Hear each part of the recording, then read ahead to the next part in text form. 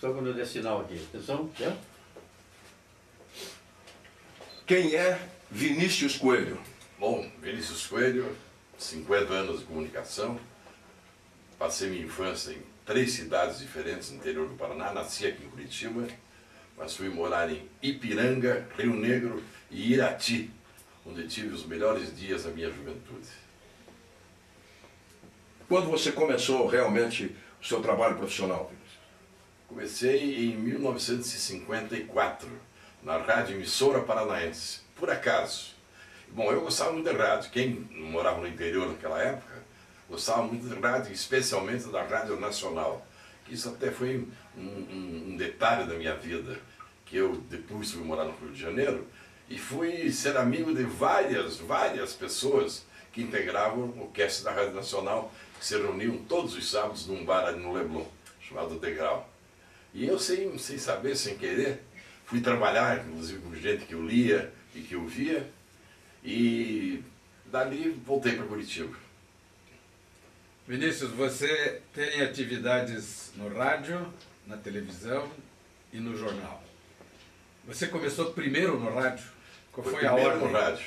Quer dizer, primeiro foi no jornal, no grupo escolar, que sempre que tinha proclamação da República, esses negócios todos, pediam para eu fazer um artigo sobre aquela data, né? E depois, agora, profissionalmente, foi no rádio, na Rádio Emissora Paranaense. Um detalhe interessante, porque eu fui com o Humberto Trabo, que era meu amigo desde de criança, o contato, o apelido dele era Pé de Ferro, porque dava pontapé na pelada, que era um negócio. E eu, o Humberto Trabo, o irmão dele, o Rubens do Trabo, fomos para Ponta Grossa assistir o jogo do Curitiba. E lá encontramos o Edinger Neto e o Enoque Lima Pereira. E os dois ficaram no carro conosco, batendo papo sobre futebol, e eles tinham começado há um mês, na Rádio Emissora Paranaense, com um programa de esportes às 6h30 da tarde. E falamos muito de futebol, e a gente que ouvia futebol o dia inteiro, podia falar no mesmo tom com eles, né? E eles me convidaram para ir assistir ao programa deles, na Rádio Emissora, naquela segunda-feira. E eu fui assistir e vi que não era um negócio tão difícil, só aquela luz vermelha, luz verde, aquele negócio todo. E eles tinham um programa a 1h da tarde chamado Passaporte à Suíça. Era só sobre Copa do Mundo. E eu fui assistir também. Aí no dia seguinte eles me puseram no ar sem me dizer nada. Me puseram no ar e o programa era todo Gillette Press, né? Porque ninguém tinha naquela época em Curitiba serviço telegráfico e tudo mais. E eu então comecei a fazer o programa com eles. No terceiro dia eles só deixaram um bilhete para mim.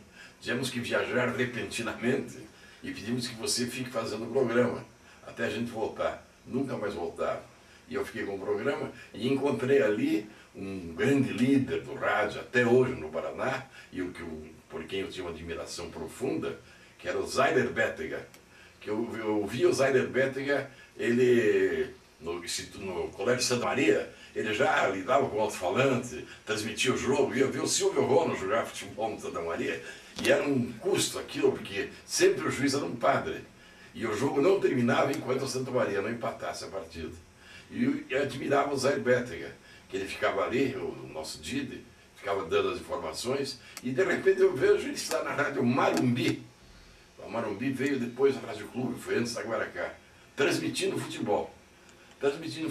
Depois nos encontramos na Rádio Emissora Paranaense, e estou até hoje, inclusive hoje na Ouro Verde, na Caiobá, com o Zé Bétega, que é uma figura. Eu disse para ele: você, se não nascesse jeito, tinha que nascer rádio, que a adoração que ele tem por rádio é impressionante.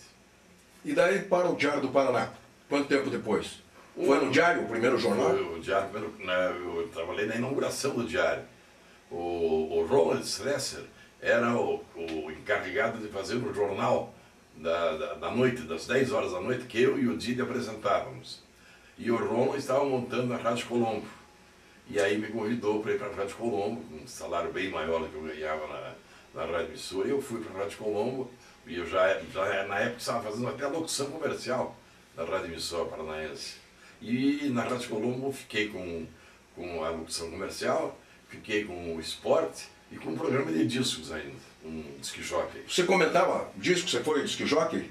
foi disc-jockey tanto na rádio como na televisão e fazia coluna no jornal também. Você participou do programa Varig, a Dona da Noite, com Jair Brito, na Rádio Colombo. Exatamente. E eu queria que você contasse a história do disco voador. Essa história, o Varig, a Dona da Noite, era um programa sensacional. E o Jair era um espetáculo de trabalhar com o Jair, né? Ele era prático, um produtor prático. E uma noite o estúdio da Rádio Colombo era no edifício Pugsley. E nós estávamos fazendo, era das 11 às 2 da manhã. E um calorão daqueles tremendos, raros de Curitiba, né? Dizem que em Curitiba o verão cai no domingo e parece que é certo isso. Mas aquela noite estava realmente muito quente, muito bonita. E eu disse, Jair, vamos inventar um negócio como o Orson Welles inventou lá nos Estados Unidos. Estamos vendo um disco voador. Vamos ver para aferir a audiência da rádio. A rádio ficou no ar até as 4h30 da manhã. Todo mundo estava vendo o disco voador. E nós dizíamos, olha, agora tem um clarão em cima da torre da igreja do Cabral. E vinha o telefone. Eu estou vendo, estamos vendo, ó, ele vai para um lado, vai para outro, isso mesmo. E a população inteira viu um disco voador na Rádio Colombo das 3 da manhã até as 4h30. E você pode precisar o ano, aproximadamente? Isso foi em 62, mais ou menos. O outro jornal que você trabalhou foi A Última Hora? Na Última Hora eu trabalhava junto com o Diário do Paraná. A Última Hora foi o maior fenômeno da imprensa brasileira. A Última Hora do Paraná. Porque não havia telex, não havia computador, era tudo pelo telefone e avião. Eu me lembro que eu tinha que fazer a matéria de esporte até as 10 horas da manhã. Esporte que ia sair no dia seguinte. E pegava o jipe às 10 horas, ia levar no aeroporto, matéria de todo mundo, e depois o que havia mais ia às 4 horas da tarde. E eles rodavam o jornal em São Paulo, e o jornal vinha para Curitiba e ia para todo o interior do Paraná, em Londrina, dali eles despachavam para as cidades ali perto, das regiões, e dava furo quase todos os dias na imprensa paranaense. E a ordem era descer o cacete no Carlos Lacerda. Que quando o Carlos Lacerda chegou em Curitiba, A Última Hora publicou, chegou o Corvo. Mas o Corvo foi um apelido que o Lacerda mesmo assumiu, né? Quem era lacerdista tinha um corvo na lapela. E não tinha ordem nenhuma. Eles queriam fazer jornal mesmo, e faziam. A Última Hora foi um precursor de grandes colunistas, né? O Stanislau Ponte Preta, por exemplo, nasceu na Última Hora. A Última Hora é o Diário Carioca. O Diário Carioca era o redator preferido, meu e do Dider, para o jornal que nós tínhamos à noite na Rádio Emissora, porque não tínhamos notícia nenhuma. E eu era encarregado de comprar o Diário Carioca, que foi o primeiro jornal que apareceu com lead. Via lead, sub-lead. Então cada um lia um tipo de letras, né? E ali eles revelaram Armando Nogueira, revelaram Paulo Mendes Campos, Fernando Sabino, grandes colunistas do Brasil. Jacinto de Tormes também foi, né? Jacinto de Tormes foi na Última Hora. Na Última Hora. É. Você escreveu sobre política na Última Hora, durante um tempo? Não, Fez não. cobertura política? Fiz a cobertura da Assembleia, uma época da Assembleia, que o grande deputado da Assembleia era Haroldo Leão Pérez. Qual foi o teu primeiro furo como jornalista, Vinícius? Primeiro furo, primeira grande matéria que você, a partir daí, disse, não, agora eu sou mais eu. Eu nunca tive desse eu sou mais eu, mas um grande furo que eu dei, mesmo sem querer, foi quando chegou a delegação Brasil da Copa do Mundo, de 58. Então, você vê aquela época, né? Nós conseguimos uma onda curta da Rádio Mairink Veiga para fazer a transmissão. E aí Pela rádio? Pela Rádio Colombo. E fomos umas 10 pessoas para o Rio de Janeiro. E todos tinha até o Viligonza, tá? O Viligonza estava no meio. Tinha. Lembra o nome das pessoas? Mário Algumas? Bittencourt. Mário Bittencourt, que é um grande cardiologista hoje. Elcio José. Não, o Elcio José não está. Mário Maranhão, né? Mário Maranhão, não é Mário Bittencourt, Mário Maranhão, o Silvio ainda não estava. E aí, você já estava, Silvio? Já estava o Silvio, sim. Fizemos até aquelas edições especiais do Diário do Paraná. Isso né? mesmo, isso Maravilhoso. mesmo. Fazíamos, E aí, escrevíamos e o depois Baiá. íamos vender na rua. E aí, rapaz, eu nem conhecia o Rio direito, né? Acho que o Rio de Janeiro inteiro estava no Galeão, que era uma base aérea. E aí eu digo, entrevistamos uma porção de gente e tudo, digo, olha, agora cada um por si, para voltar para a cidade. E eu, e corro para cá, e corro para lá, e corro para cá.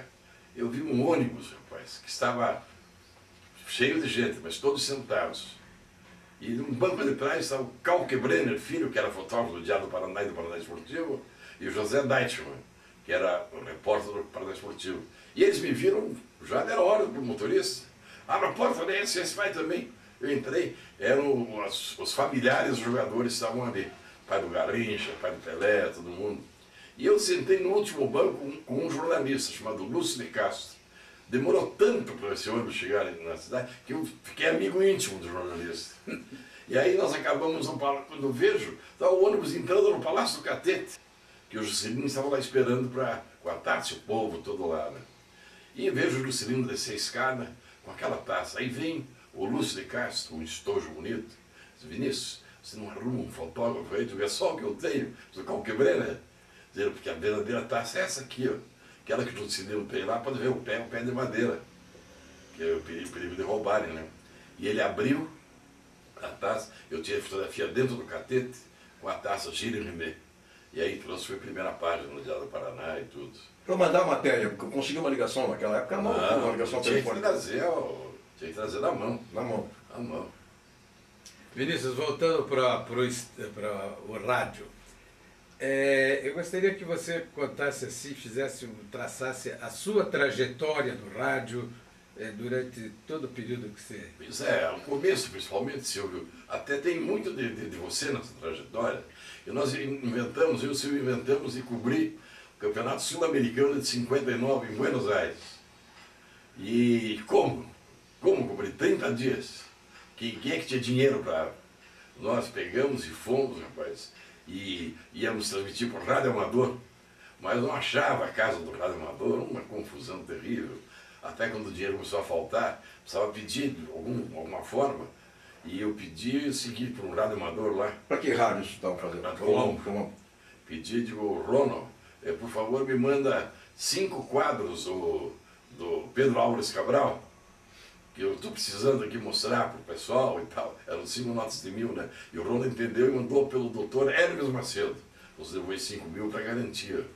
E aí, mas o Silvio, ele fez muita amizade com o pessoal da Rádio Itatiaia.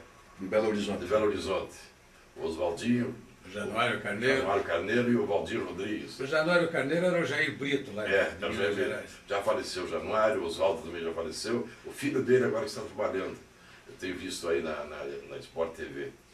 E aí fizemos aquela amizade, saímos da do hotel que nós estávamos e fomos para um hotel perto que eles nos arrumaram, o Hotel Jockey Club.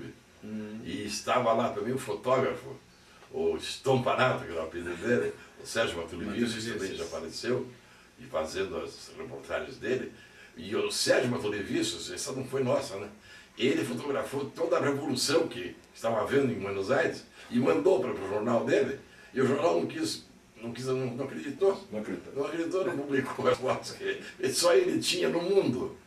As fotos da nessa ocasião, Vinícius, depois do Rádio Amador, a gente conseguiu, não sei como, não lembro mais, mas fazer os boletins pela Rádio Mundo. Pela Onda Curta da Rádio Mundo. Era o Mundo de Buenos Aires. Tocava um sambinha e entrávamos nós fazendo um boletim. E eles com uma gentileza, né, senhor? Muito bacana. Todos eles fazendo o boletim. E naquela época se podia pegar com uma facilidade enorme uma emissora argentina. Havia um espaço muito grande, né, no dial. Então a gente transmitia o boletim, eu e o Silvio, diariamente, 2h30 da tarde, transmitia o boletim E éramos amigos, sabe de quem? Mané Garrincha. Um dia eu saio com o Silvio do vestiário e quem no meio nosso? Mané Garrincha abraçado conosco, como se nós fôssemos amigos íntimos dele lá do Rio de Janeiro. Ele era uma figura, né? Era uma figura muito simples. E vimos, eu e o Silvio. Já tomaram alguma, já? Não, naquela época na seleção. Ele aprendeu depois. Né? Depois de várias passagens por diversas emissoras, um grande trabalho que deve ter marcado você foi na Rádio Clube Paranaense, em 1969, cobrindo a primeira excursão do Curitiba para a Europa. Que foi uma façanha também, que você pode botar, né? Uma façanha tremenda, rapaz. Eu ali fui contratado até eu reclamei do Jair, que o Jair era o diretor, porque até hoje não me pagou o cachê, não recebi o cachê. Mas ali que eu vi que era um profissional, o senhor Ney Costa. Que profissional maravilhoso. O Ney carregava todo o equipamento, porque você não sabia se ia transmitir o jogo naquela tarde. porque eles ficavam vendendo aqui, aí de repente avisavam, ó, vai sair, vendemos, vai sair. Que pagava linha a linha, né? Isso. E hoje, Jogo a jogo. um jogo em Vichy, que era o dia da França, né? Foi da resistência lá e tudo. Queda da Bastilha. A queda da Bastilha. 4 de julho. Para eles era parava tudo na França. E havia um jogo lá em Vichy, Saint-Étienne e Curitiba. O Jancy, que era o empresário, aproveitou e colocou o Curitiba. Eu digo, Ney, hoje não adianta levar equipamento para o estádio, não tem, está tudo fechado, não vai dar. Mas o Jair conseguiu descobrir um telefone do lado do estádio, numa casa particular, e ligou para que chamasse o Ney Costa, porque ia sair a transmissão. E eu estava batendo bola com os caras do Curitiba, atrás do gol, e veio lá um camarada chamando o Ney Costar. Eu peguei e fui para o alto-falante lá na cabine, e comecei a chamar, atenção Ney, por favor, entre em contato comigo, que a transmissão vai sair. E falei. Quando eu parei de falar, o estado inteiro me ovacionou, porque eu estava dando um discurso em português. E aí saiu a transmissão, rapaz. O Ney estendeu o fio lá da casa, pulou o muro, fez miséria, e saiu a transmissão. Não houve falha em transmissão alguma daquela excursão. E era uma atração, né? Principalmente na Bulgária. Na Bulgária, eles ouvindo o Ney Costa transmitir, era uma cabine aberta. Nossa, eles acabaram, não queriam mais ver o jogo. Queriam era ver o Ney transmitindo o jogo. Ali foram jogos na Alemanha, na Bulgária, na França. Na Áustria. Na 10, Espanha. 12 jogos. Grandes jogos. Foi a última grande excursão de um clube brasileiro. Depois já entrou o torneio de São Paulo, aí não tinha mais o calendário, não permitia a saída mais. Mas o Curitiba jogou com grandes equipes. Na Alemanha, por exemplo, jogou com Hamburgo, com Colônia e com Borussia Dortmund. Ele jogou com o CSKA lá na Bulgária, com o Alça Viena, sendo campeão da Áustria. Jogou com o Valência, foi a despedida. E uma grande despedida, ganhou de 5-2 o Valência, em Valência. Fez uma campanha meritória. Você foi multimídia, porque você trabalhou em rádio, em televisão, em jornal, matérias para grandes revistas, trabalhou no jornal Globo do Rio de Janeiro, morou durante um tempo no Rio de Janeiro, você fez inúmeros trabalhos. Vinícius, na televisão, você entrevistou o Juscelino Kubitschek de Oliveira? Foi. Quando veio a Curitiba? Que ano foi isso? Isso aí foi... A PUC fez 50 anos agora, né? Há 50 anos atrás, que eu tinha um primo que estava se formando na primeira turma de Direito da PUC, o João Carlos. E o João Carlos tinha o JK. Então disse, não, você vai ser o motorista do homem. Eu digo, tá para mim. E eu estava marcado uma entrevista do Juscelino no canal 12. Ele era presidente? Ele era presidente. E estava marcado, ele tinha deixado de ser presidente. E aí era aniversário da TV Paraná. Paraná, Canal 6. TV 6. Paranaense, Canal 12. Canal 12, do Najib Shed ainda. E rapaz, eu disse, João Carlos, você que vai levar ele para a televisão, né? Então ele vai entrar e eu vou entrar atrás. E você para no edifício Mauá. E deu certinho, rapaz. Ele pensou que estava entrando na TV Paranaense? Ele entrando na TV Paraná? Era uma TV. Uma TV. Vocês furaram uma TV Paranaense. E nós fomos para a TV Paraná. E aí levamos o Juscelino, entrei com ele no estúdio, né? E já acionei o diário, fotógrafo e tudo, e procuraram o Sanderbal, porque era um feriado aquele. E entrevistei o Juscelino ali, armaram já uma sala de visita, e entrevistei o Juscelino, ele já cumprimentou vários garotos de propaganda, era uma simpatia o homem, né? Você votava nele 200 anos, se ficasse pelo menos um minuto falando com ele. E qual era a repercussão nessa época de um furo de reportagem, de uma grande matéria? Muito pequena, Gilberto, muito pequena, porque nós não tínhamos comunicação fora de Curitiba, né? O que a gente fazia ficava aqui. Restrito, né? Era restrito. Não. Essa entrevista do Juscelino, por exemplo, em qualquer lugar ela iria ser transmitida nacionalmente, não foi? A repercussão era pequena, conforme disse o Vinícius, mas a bronca do furado devia ser grande, né? Devia, isso devia mesmo. Mas deixa eu já contar a história do Silvio. Eu tinha um programa, estava na Rádio Colombo já, e o escritório era Colombo no edifício Mauá. E tinha na Rádio Emissora um programa formidável à noite, Melodias para um Sonho Divino. E o locutor foi uma das vozes mais bonitas que eu conheci no rádio. Era o Baraúna de Araújo. Uma criatura extraordinária, eu gostava muito do Baraúna. E um dia o Baraúna disse, olha Vinícius, eu tenho um amigo meu que mora perto de casa, louco por rádio. Ele quer trabalhar em rádio. Vou trazê-lo aqui. E veio para ele com o Silvinho. O Silvinho já conhecia o Silvinho de ligação de família. Mas nunca soube que o Silvio queria trabalhar em rádio. Né? De começa amanhã. Eu sabia que ele entendia, porque ele falava assim, né? Ponta direita do amador do Curitiba, imagine. E ponta daquele time do Gesbe, aquele sofrimento do domingo de manhã. Silvio Ronald e Leitão. Silvio Ronald Leitão. Sofrimento para os outros, né? A gente ganhava E pro padre. O padre sofria. Nossa. Vinícius, a tua grande paixão é futebol. Quer dizer, o teu trabalho você fez, cobriu política, você foi disc jockey, você foi diretor da Rádio Ouro Verde, você foi apresentador de noticiários da TV Paraná Canal 6. E a grande chance, mas a grande paixão tua, comentarista e cronista esportivo. E foi com o futebol que eu conheci o mundo, né, Gilberto? Quantos países? Puxa vida, são 12 Copas que eu fui, né? 12? 12. Agora, países, sabe que você deu uma boa ideia de eu começar a pesquisar quantos países que eu... Porque eu, além de tudo, fui presidente da Abrace. E fui presidente da Abrace, quando fui presidente da Abrace, houve um fato que de acaso, né? O Brasil não ia há 3 anos ao Congresso da Abrace. E esse congresso era em Istambul. Abrace, para quem não sabe, é a Associação Brasileira de Cronistas Esportivos. Isso. E eu, rapaz, quando eu assumi, eu já tinha voltado do Rio, e eu recebia, a Abrace não tinha um tostão em caixa. E tinha dali 15 dias um congresso em Istambul.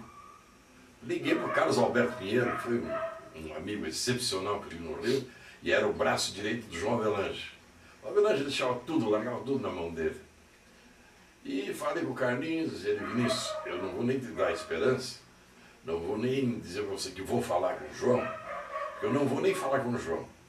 Porque isso aí, a hora que souberem que ele deu a passagem para alguém, chove, todo dia chove gente lá. Tudo bem. Aí depois ele me contando, ele me telefonou no outro dia, ele dizia assim, nesse subúrbio de Santa Catarina tem agência da Air France? Eu disse, tem, porque vai lá que tem uma passagem para você lá. Mas como? Foi o João que eu dei para ele. Disse, não, Elias Zacur. Ele saiu, ele estava empresário. Ele levou o Curitiba para a Europa? Não. Levou o ferroviário para a África. Ah, ok. O Curitiba para a Europa foi levado por Julius Ukranchik, o nome polaco dele. E o de Rancière? Ele era Gilles de Rancière. Gilles de Rancière. Quando ele se naturalizou francês. Mas aí, eu me lembrei, rapaz, fiquei muito amigo do Zacur vivia lá no Ouro, e um dia ele me ligou. Vinícius, eu tenho um ofício aqui do ferroviário, elogiando muito o tratamento que eu dei para a delegação, ele era formidável. E os hotéis, muitos elogios, e eu recebi um recorte do jornal aí, me arrebentando, dizendo que o péssimo empresário, se eu te mandar esse ofício, se publica no jornal, eu digo, pode me mandar. E eu publiquei no jornal e mandei para ele. E aí ele pegou o Carlos Alberto e foi almoçar com o Carlos Alberto no Teatro Municipal. E aí ele perguntou, escuta, e o Vinícius, você tem visto o Vinícius? E aí ele contou esse episódio para o Vinícius, falei ontem com ele, por coincidência, ele agora é presidente da Abrace, mas precisa ir ao Congresso Internacional, mas a Abrace não tem dinheiro. Ele pegou, saiu dali, foi na Air France, ele tinha um cartão e mandou a passagem para mim. Rio, Istambul, Rio. Para documentar as Copas do Mundo, a primeira que você foi 62, na Suíça? Chile. Depois 54, não, 54 não. 62, 66 eu não fui. Para a Inglaterra, em 66 você não foi? Não. 70 no México? 70 no México, 74 na Alemanha, 78 na Argentina, 82 Espanha, que foi que os espanhóis são craques, Silvio. Para eventos esportivos não existe ninguém no mundo. Eu fui numa Olimpíada também. Com a seleção do Pelé? Com a seleção do Pelé. Foi quando eu tive a maior emoção da minha vida e a maior decepção. Maior emoção porque eu gosto muito dos argentinos. Gosto de amigos argentinos. Agora a coisa que eu mais gosto é da Argentina.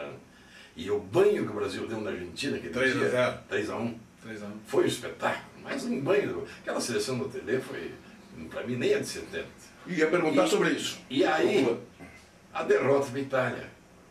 Você imagina, viajou comigo o desembargador Fernando Vidal de Oliveira, na época era um desembargador ainda, e eu fiquei com ele, ficava com ele, arrumava ingresso com ele, o Carlos Alberto me arrumava ingresso, e até lá nós conhecemos o Sean Connery. Nós fomos a Málaga assistir Escócia e Brasil, né?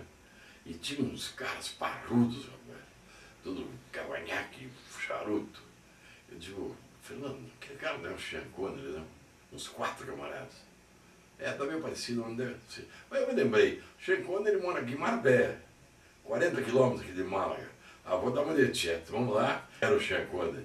Aí eu disse, veio assistir a escolha escocês, né? Veio assistir a Escócia. Disse, o quê? Eu vim assistir o time do Brasil. O time do Brasil, para mim, é como se estivesse entrando numa escala de Milão. Isso aí é o maior show de futebol que existe no mundo. E não vai, eu quero ver antes que acabe. E aí a Escócia fez o primeiro gol, Silvio. 1-0. Mas o Zico já empatou, ele bateu o palmo do mesmo jeito para os 2 gols.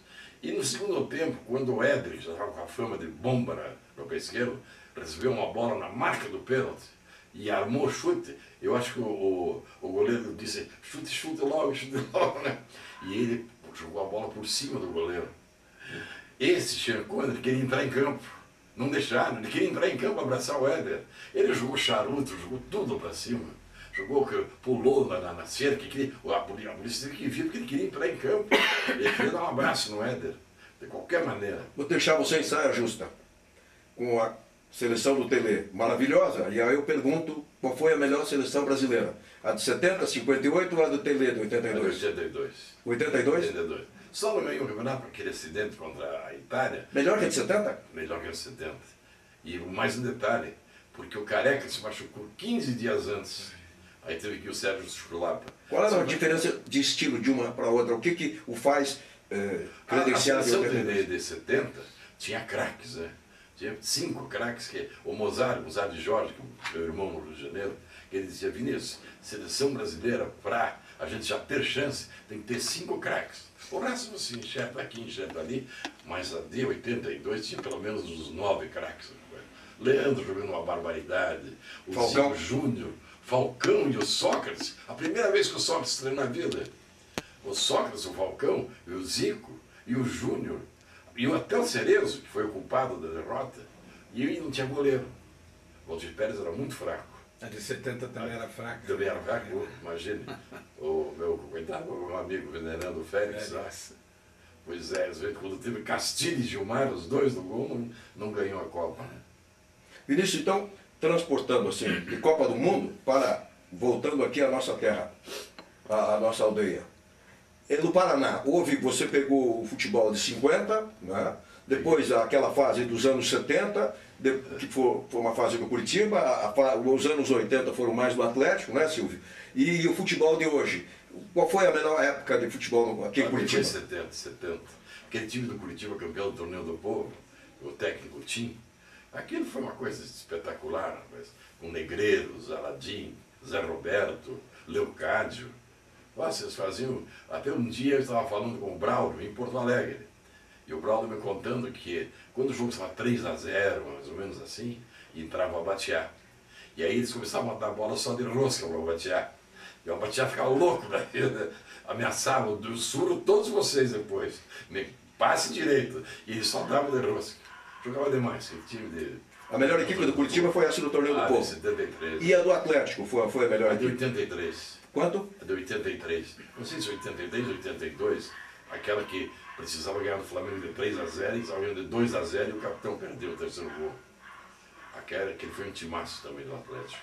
83 era o time do Zé Roberto, aquela turma? Ou foi? Não, Foi antes, não, né? o Zé Roberto foi antes. Foi bem antes. E como é que você teve grandes amigos, tem grandes amigos no Atlético e grandes amigos no Curitiba, e você sempre declarou-se coxa branca, e muitos colunistas no Brasil inteiro sempre declararam as camisas, né? O João Saldanha é botafoguense, né? O Nelson Rodrigues dizia, Vinícius... Nelson Rodrigues Fluminense. Ele dizia, cronista que não tem clube é mau caráter. Cronista, se ele gosta de futebol, ele antes de ser cronista, ele era do futebol.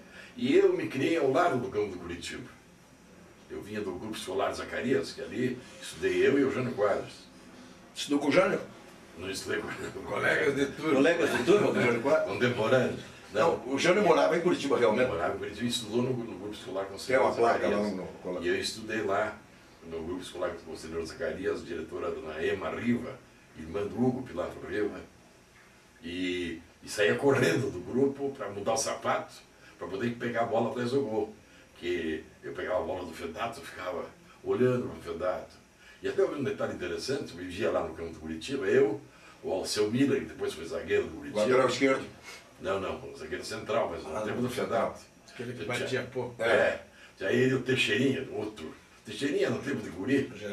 O Geraldo Teixeira, médico. Foi um caracaço. Goleiro era o Hamilton. Hamilton, Nivaldo, Pianoski, Fedato, Fábio, Sanguinetti, Merlin. Tia René, Merlin, Miltinho depois, Almir Mazoc, outro caracasso que eu Ivo. O Ivo, o Duílio, o Ronald. Depois o China, que saiu. O China, Mas Chico. eu, um dia, o zelador do Curitiba era o Estaco. Foi jogador do Curitiba e era um camarada de 180 quilos. E ele chegou para mim e disse: Vinícius, você quando não tem jogo aqui no Curitiba, você vai a jogo? Eu digo: quando meu pai me dá dinheiro, eu vou, né? Ele disse: você não quer ir de carro e voltar de carro e entra de graça? Você tem que só que ajudar o roupeiro. Pegar a meia, forno no saco, esse troço todo. Digo: eu fico dentro do vestiário, fica dentro do vestiário. Era o que eu queria ver o que o técnico fazia. Eu digo: mas esses caras são uns gênios, né? Eles mudam a forma de jogar do time de uma hora para outra. E aí, eu ficava sentado lá no intervalo. E a primeira vez que eu fui e peguei o material do Fedato, eu tremia para dar o material para o Fedato. Era o meu ídolo, o Fedato. Hoje é meu grande amigo, né? E eu Técnico tremia. Manho?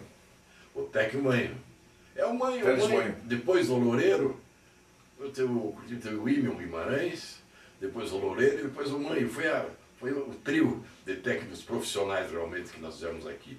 Depois aí vinha um bando de treinadores, ex-jogadores, tudo, né? Mas eu peguei, rapaz, e fiquei. O Curitiba estava ganhando do Ferroviário de 2-0. Fiquei ali e eu vi o que o mãe dizia: você não sei o que, você isso, você aquilo. E de repente tem um senhor, rapaz, uma pinta lorde, sabe? De terno, colete, chapéu, brilhante na gravata. E eu disse: quem será isso aí? Aí eu perguntei: escuta, aquele lá pode entrar? Aquele que fundou Curitiba, é o João Viana Zaida. Aí ele entrou, tirou a carteira do bolso, tirou 2 notas de 1000 e deu pro Fedato. Fedato, divida com o pessoal aí, mas não me perca esse jogo, hein? E foi embora. João Viana Zaida. A partida, do Dide. a partida inesquecível, independente de Copa do Mundo, Campeonato Paranaense, um jogo amistoso, a partida inesquecível. Se tivesse que escolher uma só, saiu de lá mais emocionado do que nunca. Foi aquele 4-4 do Curitiba com o Atlético no campo da Água Verde. Falando mais ou menos? Puxa, foi 56 mais ou menos.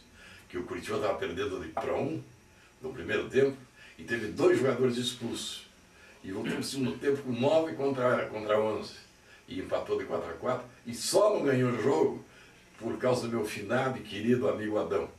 Porque o Atlético tremia. E houve uma falta lá na área, que era só o Adão pingar na área que era gol. Fazia um contra. E ele quis chutar para ele, seria meu herói. E chutou fora. Chutou fora porque seria 5-4. Mas aquilo foi épico. Naquela época a torcida entrava em campo e erguia os jogadores. Agora, a melhor partida que eu vi no futebol paranaense foi Curitiba e Londrina, lá em Londrina. Foi uma partida, o Curitiba havia ganho aquele 3-0, era Zona Norte e Zona Sul, né? Anos 60. Anos 60. Havia ganho aquele 3-0 e se perdesse em Londrina, teria a terceira partida em Curitiba. E o Franquelo queria fazer a terceira partida lá em Londrina. E conversou com o Miguel Kecker, mas ia conversar com o Arion Cornelson. E o Arion era fogo, né? O Arion não falava nada, ele só ficava enrolando no papelzinho. E eles queriam dar a renda toda para Curitiba. E o Arion não respondia nada. Aí ele disse: olha, você dá a renda de hoje e metade da renda do terceiro jogo. Olha, eu disse: não, vem depois de 5h30 aqui, que eu vou chegar uns diretores aí, não posso resolver sozinho. Ele resolveu. tudo sozinho. Só que foi 2-1 para Curitiba o jogo. E o Curitiba foi campeão, não Foi é? campeão. E o jogo histórico Curitiba e Grêmio da Moeda em Porto Alegre, era Taça Brasil, né? Era Taça Brasil. Ali não foi até o jogo histórico. Os 3 jogos foram históricos, sabe? Que houve um aqui, 1-1, que o juiz meteu a mão no Curitiba, um ex-goleiro do Grêmio, Fortunato Tonelli, e lá foi 3-3 e 1-1, e 0-0 na prorrogação. Até hoje ninguém sabe se deu cara ou deu coroa. O jogo discutido na Moeda, o regulamento previa isso? Na Moeda. A moeda caiu e os caras do Grêmio entraram chutando a moeda, tudo, e ganhou o Grêmio. Aquilo foi emocionante, mas a época diferente também. E hoje, como é que vamos decidir que jogou na Moeda? Vinícius, desses grandes jogos que você assistiu na sua carreira de cronista esportivo, teve um que eu, por sorte minha, estava junto. Foi um jogo no campo do River, nesse campeonato sul-americano, Brasil-Uruguai, que saiu aquela briga. Eu queria que você contasse alguma coisa sobre isso. Mas dentro do eu e o Silvio não mostramos carteirinha para ninguém, e a gente entrava no vestiário do Brasil e entrava. Com o pessoal da Itatiaia, né? E entrava, assistia o jogo na rede. E o Leiva, o goleiro, ali que eu vi um dos maiores zagueiros centrais que eu vi na minha vida. Você estava transmitindo o jogo? Não, só cobrindo. Nesse campeonato sul-americano. Matias Gonzalez, o zagueiro uruguaio. E rapaz, e o jogo feio, o Castilho no gol, e o Brasil está apanhando o jogo de 3-0, 3-1. Terminou pelo tempo 3-1. Mas deu uma pauleira danada perto do túnel dos uruguaios. O Coronel deu um pontapé no Matias Gonzalez. O Matias Gonzalez na caída deu um pontapé na cabeça. Coronel. E era zagueirão do Vasco. Lateral esquerdo do Nilton Santos estava machucado. Não era o William Martínez? William Martínez, O Matias Gonzalez era da Copa do Mundo de 50. O William Martínez, que zagueiro isso. Tanto que no segundo tempo ele veio com uma bandagem completa aqui e cabeceando, escorria o sangue pelo rosto dele. Aí, mas deu essa pauleira, mas uma pauleira feia. O único jogador que correu foi o Chinesinho. O resto, e o Chinesinho correu do Gonçalves. O Gonçalves do tamanho de um armário, né? Só que o Paulo Amaral e o Assis, que eram 2 também, o Paulo Amaral era muito especial, e eles estavam um de costas para o outro só se defendendo. E quando eles viram o Chinesinho correndo do Gonçalves, o Paulo Amaral saiu da corrida e ficou no meio, e BAM! Nossa, que o Gonçalves subiu e caiu do mesmo jeito. Preparador físico da seleção brasileira, né, Paulo Amaral? Foi a primeira vez que o Brasil realmente surrou o time do Uruguai. E ganhou o jogo e ganhou a briga. E depois, rapaz, o Brasil, aliás, estava perdendo de 1-0, né? 3-1, 1-0. Nós ganhamos de 3-1. E o Brasil ganhou de 3-1. O Paulinho Valentim fez os 3 gols. Vinícius, não sei se é possível objetivar, porque são muitas variáveis. Também, mas houve outra pauleira no final do jogo. Quando o Bellini foi implementar o Sacia, uma esquerda, ele deu a mão para o Sacia caiu com os 2 pés no peito dele. E o Didi deu uma voadora, que eu nunca tinha visto na minha vida, deu uma voadora e acabou com o Uruguai. Até o jogo, quando era violento, quando havia uma briga no final, era muito da paixão, do amor do jogador, era muito mais paixão do que profissionalismo. Por isso eu pergunto a diferença do futebol daquela época para o futebol hoje, profissional, só mercantilizado. Hoje mercantilizou demais. Hoje, você veja esse rapaz está da Inter de Milão, o Adriano, o que ele faz. Não, e ainda, tem que ter paciência com ele, tem que ter paciência com o camarada ganha 1.900.000 por mês e faz o que ele faz. Vem aqui, se mete no morro, no Rio e não volta para a Itália. Então, agora, antigamente havia aquele amor pela camisa, você era responsável, né, por tudo que acontecia em campo. Essa que é a verdade. Vinícius, como a gente esqueceu, mas é bom colocar aqui, você acompanhou a Revolução de 64 e o movimento dos jornalistas em Curitiba. Você depois foi ser chamado para ser interventor do Sindicato dos Jornalistas, porque houve uma briga muito violenta. Houve uma greve? Houve uma greve. Eu era diretor da Maduro Verde, inclusive. E eu participava dos piquetes na Gazeta do Povo. Mas eu trabalhava no Palácio também, na assessoria de imprensa. Trabalhava das 7 às 9, na assessoria de imprensa da noite. E fui lá para a assessoria, e o Brunetti, que era o chefe, o assessor-chefe, ele disse, Vinícius, pelo amor de Deus, não vai embora. Porque foi todo mundo embora, eu vou ficar sozinho, isso aqui vai encher de gente. Vai encher de gente. E o Ronald soube que eu estava no palácio e disse, olha, fique aí que eu vou mandar a Gina. A Gina é um caminhão de externa. Da TV Paraná, Canal 6. E eu estava lá na assessoria de imprensa, e gente. E a rádio que transmitia tudo era em Confidência. De Belo Eu Horizonte. fui lá para o gabinete do governador. Mas não dava. O governador Ney Braga. Aí eu disse para o Brunetti, eu vou lá para a assessoria de imprensa, qualquer coisa, estou lá. E fui. E aí todo mundo dando o seu depoimento, palavra em confidência e tal, né?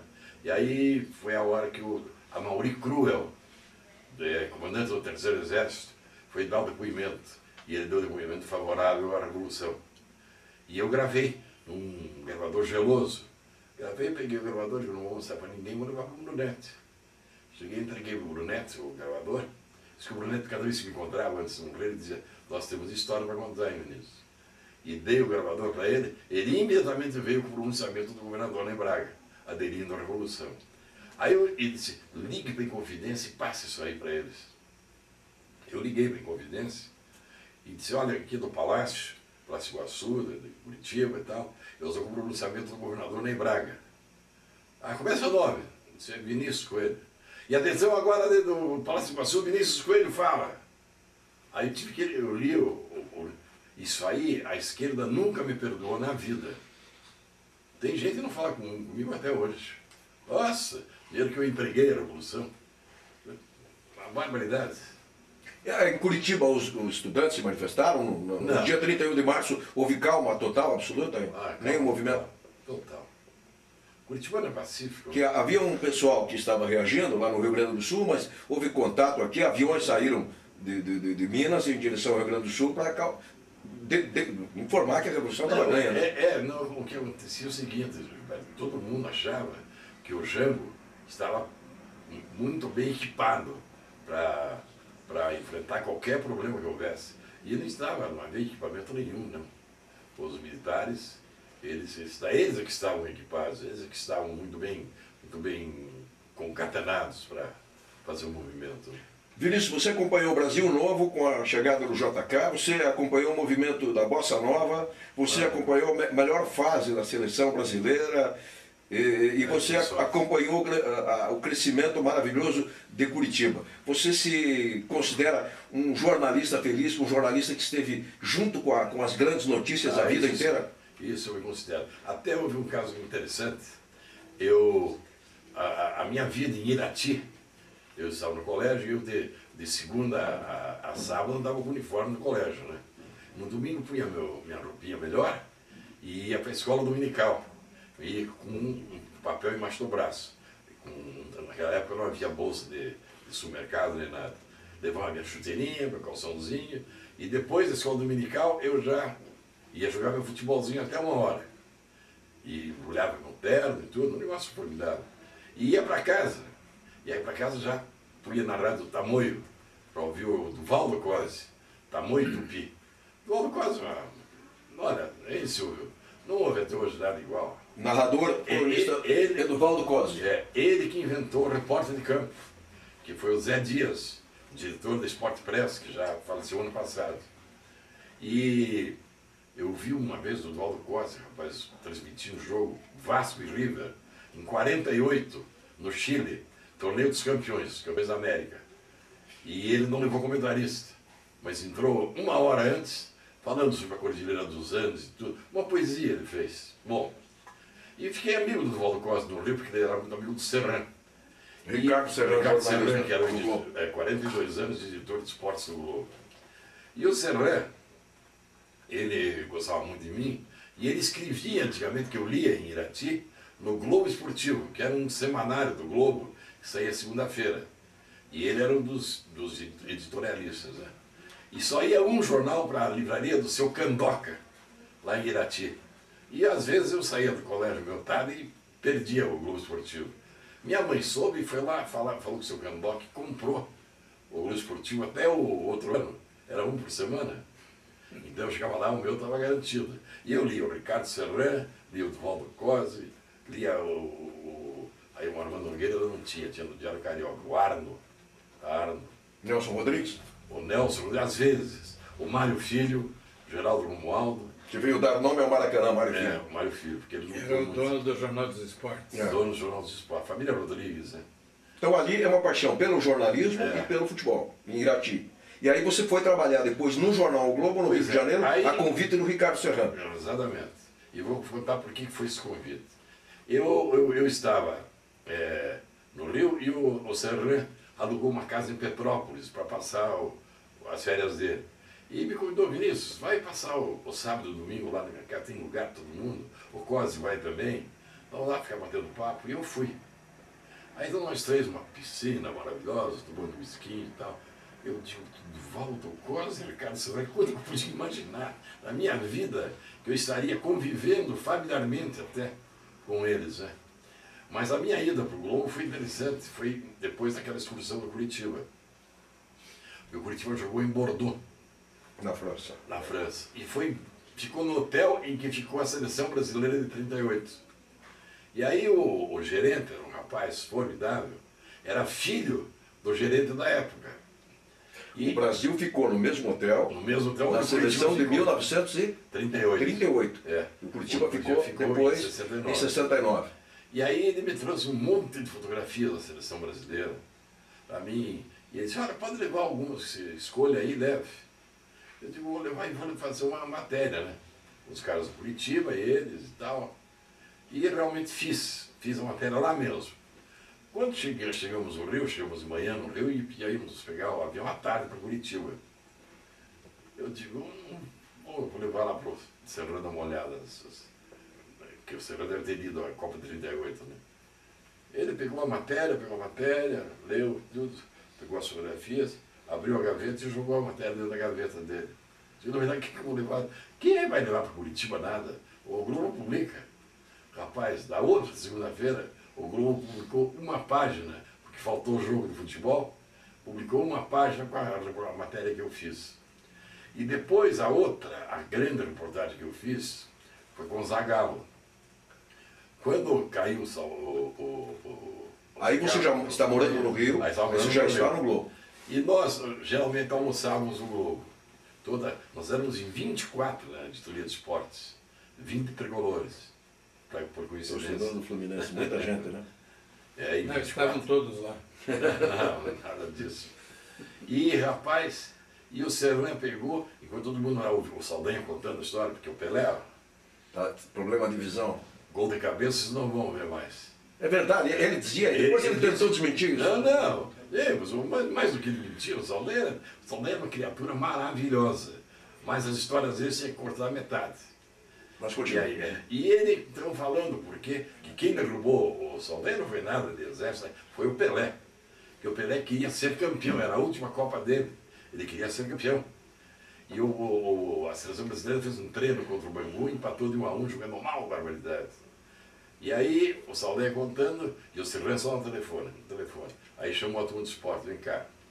Ele disse, Argel Afonso, você vai para o aeroporto, que está chegando aí o Dino Sani e o Roberto Garofalo. Peguei o endereço aqui de uma noiva do Otto Glória, em Bom Sucesso. Pega o carro e vai lá. E o Vinícius, você vai para a rua Maria Amália, na Tijuca, para o apartamento do Zagallo. Vocês vão lá e fazem uma entrevista como se fosse o técnico da seleção brasileira. Porque é um dos três, o Passo acabou de me dizer. Está entre um dos três. Dino Sani, o Otto Glória ou o Zagallo. E eu expliquei para o Zagallo, olha, é como se você fosse, se não for, tudo dito pelo não dito, se for, rapaz, e a minha, deu a minha. E o Zagallo, disse, Zagallo, qual a primeira providência que você vai ter com a seleção brasileira? Dizer, Tostão e Pelé juntos, de jeito nenhum. Tem a mesma característica. E saiu a manchete do Globo. Zagallo separa Tostão e Pelé e assume a seleção. foi a matéria de maior repercussão que você escreveu. Sem dúvida alguma, sem dúvida alguma. Eu sei que eu morava num prédio e tinha uma banca de jornal embaixo. E o Globo sempre na frente, né? Quando eu olho a matéria da primeira página, texto de Vinícius Coelho, nossa Senhora, eu tremia, voltei para casa. voltei para casa. Mas o Zagallo nunca disse que... E queria se parar, só que o Tostão estava com aquele problema de vista. Só que o Tostão estava acabando com os treinos. Tanto que na despedida, o Gerson, o Carlos Alberto e o Pelé, o Galo, para de bobagem, mete o Tostão, porque ele convocou o Roberto. Centroavante do Botafogo. Era muito bom, por sinal, mas, poxa, para de brincadeira, ele põe o Tusta. E ele teve que pôr o Tostão. E o Brasil ganhou só de 1-0 da Áustria, mas fez uma partida simplesmente maravilhosa. Maravilhosa e terminou. Terminou e depois o Tostão foi uma das grandes figuras daquela vitória contra a Inglaterra, por exemplo. Tinha um lateral esquerdo da Inglaterra que esteve aqui em Curitiba. Ele é funcionário do Tottenham Hotspur, do Southampton, para ver jogador. E ele recebeu informações que tinha um tal de Moza no Curitiba, que poderia ser vendido barato, e ele veio assistir. Veio e me procurou. Aí ele me contando que eles levaram 6 meses treinando para enfrentar o Brasil. Que o negócio deles era o Brasil. Ganhando o Brasil é campeão do mundo. E cada um ia. O negócio do Pelé, né? Quando eu pensava no Pelé, aí não dormia mais. E ele dizendo da jogada, cada um pegando um ali firme na área de 0-0. Lembra que o jogo foi terrível, né? E de repente o Tostão pegou uma bola de costa pro gol. E veio o Bob Moore em cima dele, ele deu pelo meio das pernas do Bob Moore, e aí em vez de chutar, ele deu pro Pelé. Aí ele, lateral esquerdo, marcando o Jairzinho, quando ele viu o Pelé engatilhando o tiro, ele disse, pensei até na rainha, e saí correndo em cima do Pelé. Saí correndo em cima do Pelé, ele deu pro Jairzinho, e o Jairzinho quase furou a rede. Eu fui o culpado da derrota. Mas Vinícius, voltando a esse negócio de seleção, eu te faço uma pergunta porque você participou, você estava lá, você estava participando, vivendo com os personagens. Você não acha que essa Copa de 70, mesmo tendo sido ganha pelo Zagallo, teve muito do João Saldanha? Porque eu lembro assim, seleção brasileira sempre é um assunto muito controverso. Com o Saldanha não teve isso. Ele foi lá, deu... Essas são as minhas férias. Viraram as férias do Saldanha e todo mundo aceitou. Porque ele era jornalista e tudo mais, né? E o jornalista dando uma cobertura excelente para ele. Mas o que eu acho que a seleção teve muito foi do Gerson, do Clodoaldo mesmo, do Pelé. Sim, mas isso na movimentação do jogo, eu digo na formação da equipe. Vinícius, acho que nós estamos quase chegando ao final, então um jogo rápido aqui de pessoas, destaques que você pode dar. 10 craques, nota 10. 9, porque já o Pelé O Pelé não conta, o Garrincha não conta. Então tira aí de 10. Nota 10. Vamos lá. Falcão, Leandro, lateral. O lateral do Flamengo. Djalma Santos, Gerson, Rivelino. Eu vou lembrar um que você sempre disse que foi um grande mestre. Teu amigo, Newton Santos. Newton Santos, meu Deus do céu, esqueça Newton Santos. Newton Santos. Zizinho, você viu jogar? Zizinho, na seleção não. Eu vi o Zizinho no São Paulo. O Zizinho é um jogador que ele ficou com ódio do Flamengo, sabe? Ele antes de... Eu não passo em frente ao campo do Flamengo. Porque o Flamengo vendeu o passe dele para o Bangu sem falar com ele. Estão faltando 3 aí. 3 ainda? Né? 3, 4. Zico, Tostão, Zico e Júnior. Bom, claro que daria para citar 20 no mesmo nível, né? Ô Vinícius, eu pediria para você então fazer suas considerações finais nessa nossa agradável conversa, que sempre veio contribuir, como de costume, quando você participa, com muito brilhantismo, com muitos esclarecimentos e fatos interessantes que a maioria das pessoas não sabe. Com muita satisfação para nós, para mim e para o Silvio. Não, e a minha alegria justamente de ser entrevistado por vocês dois, foram meus grandes companheiros. Gilberto, tem uma passagem com o Gilberto, eu vou ter que contar essa. Quando? Eu estava na TV Paranaense e eu fazia 2 minutos antes do Jornal Nacional, que era um negócio, Silvio, porque quando entrava o prefixo lá no Rio, que eles me diziam, tem 2 minutos, tem 3 minutos, tem 1 minuto, ou tem 5 minutos, se você tinha, e quando ia fazer o fecho, a câmera dava 10 segundos fazer o fecho. Bom, e veio o rapaz do negócio, o Mozart me ligou, Vinícius, o almirante mandou pôr você na delegação, que ia para Cali, para aquele mundialito de Cali. Jogamos com a Bolívia e com o Peru, para ver quem ia para a Argentina em 78. Digo, mas é você tem que estar aqui amanhã, porque amanhã daí a gente vai lá para Carreta, comer na Carreta lá e nós desembarcamos depois da manhã de manhã. Aí eu, todo alegre para a televisão, né? Fui alegre para a televisão e disse para o diretor artístico, escuta, e o comentário, digo, não, eu vou falar com o Gilberto, porque eu vou comentar também para a Rádio Clube, fazer um comentário para a Rádio Clube, e o Gilberto grava 2 fitinhas e ele vem aqui e edita. Ah, não, nós não temos equipamento técnico para isso. Não temos equipamento técnico para isso. Aí eu disse assim, eu encontrei o Chasco, que era o diretor técnico. O Chasco, mas que barbaridade, uma televisão dessa aqui, agora com a Globo, e não tem equipamento. Como não tem equipamento? Você pode fazer, não tem problema. Não, eu não vou fazer. Não, eu me responsabilizo, faço. Aí falei com o Gilberto, faça. E ele fez. Aí foi o primeiro programa, foi ilustrado com cenas de treino, né? E o Gilbertinho fez direitinho, 1, 2, aí não podia tirar mais o ar. E foi a primeira vez que a TV Paranaense falou do exterior para a sua sede em Curitiba.